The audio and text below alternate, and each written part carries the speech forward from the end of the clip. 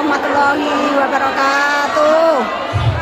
Yang lagi lipstikan dan juga berdoa, assalamualaikum warahmatullahi wabarakatuh. Waalaikumsalam warahmatullahi wabarakatuh. Gak apa-apa, sambil lipstikan, sambil berdoa, sambil ngel, gak masalah. Yang penting kan belum ada ya.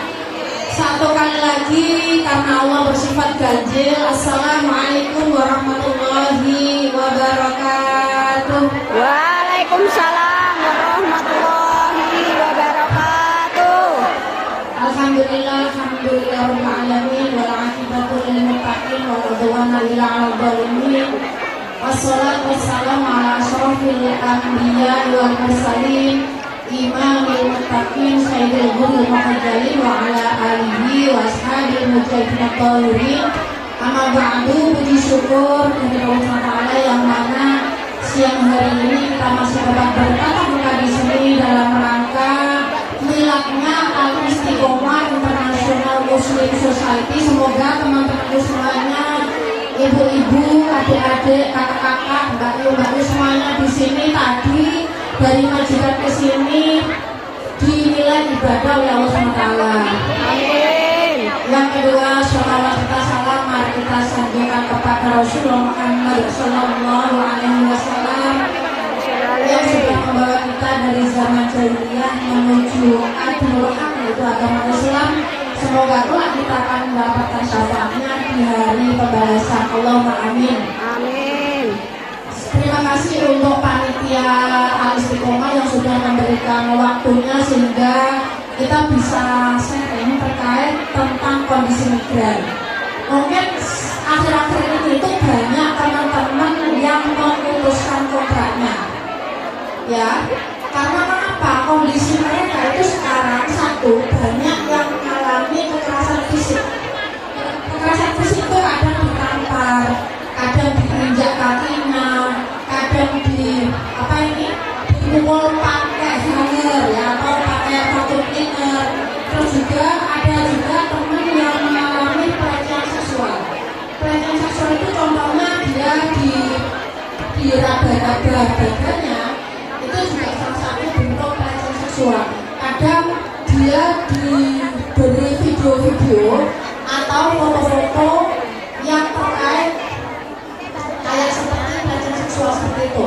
Itu juga masuk dalam kategori pelecehan seksual juga. Jadi ATKI, Asosiasi Buruh Migran Indonesia, itu adalah ormas grassroots atau akar rumput yang berdiri sejak tahun 2000. Itu sudah memberikan pelayanan konseling atau advokasi kepada teman-teman yang utamanya punya masalah dengan majikan, juga dengan agensi ya. Contohnya apa? Contohnya ketika dia di terminal tengah malam, coba bayangkan, saya minta waktunya 10 menit saja ya. Yang sholat biarkan dilanjutkan sholatnya, yang nggak sholat saya minta waktu 10 menit saja untuk sharing terkait kondisi migran. Jadi namanya migran itu pasti tidak akan lepas dari permasalahan migran. Kenapa itu? Namanya nasib itu nggak selamanya baik, tapi juga nggak selamanya buruk, benar? Mungkin saat ini nasib penjenengan semua masih baik, tapi harapannya baik terus. Tapi tidak menutup kemungkinan juga ada masalah dengan kondisi migran. Biar jenengan paham kenapa atau mengapa punya masalah dan kemana harus mengadu. Kenapa itu sharing kali ini semoga bisa bermanfaat untuk teman-temanku semuanya, ya. Oke? Sudah bisa tenang? Oke, tak kasih waktu 2 menit untuk ngomong dulu ya. Ganti yang nggak ngomong.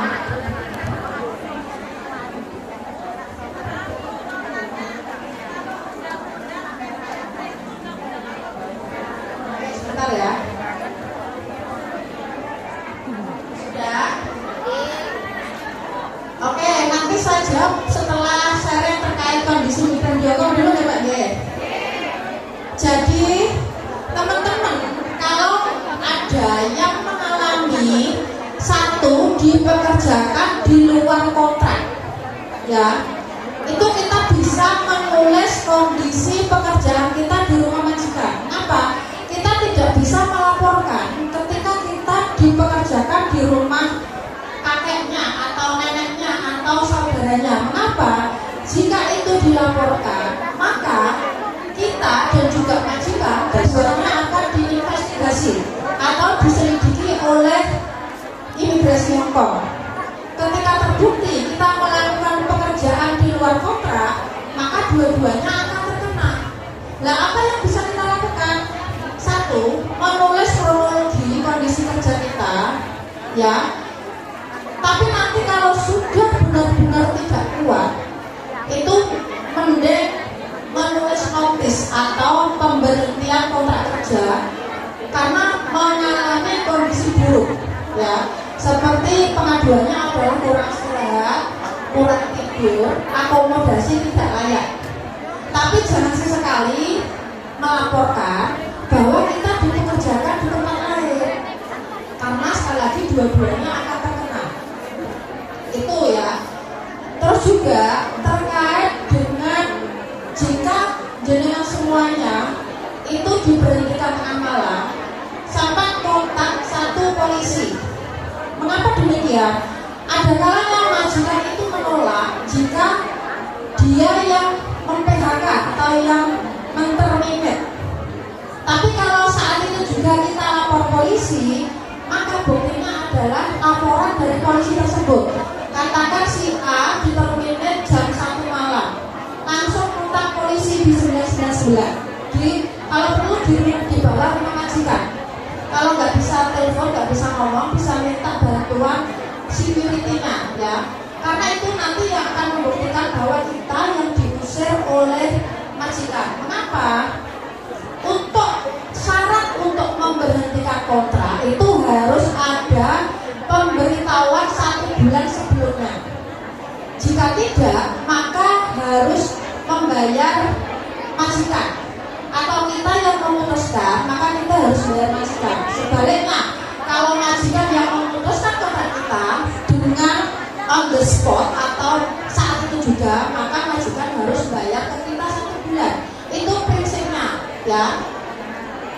Kadang majikan itu mengelak bahwa bukan aku yang mem-PHK, tapi dia sendiri yang memutuskan kontrak. Nah, kenapa itu butuh laporan kepada polisi, jam berapa, tanggal berapa, itu nanti untuk bukti di persidangan. Kalau kita menuntut 1 bulan gaji karena pemutusan kontrak, seperti itu, ya. Itu jika ada pemutusan kontrak tanpa pemberitahuan. Teman-teman tidak usah sedih, ya. Kita bisa membantu untuk mendampingi kasus oleh departemen atau departemen tenaga kerja. Kalau di Hongkong namanya labor departemen. Jadi yang ada di dalam kontrak kan gaji kita 1 bulan ada kan? Ada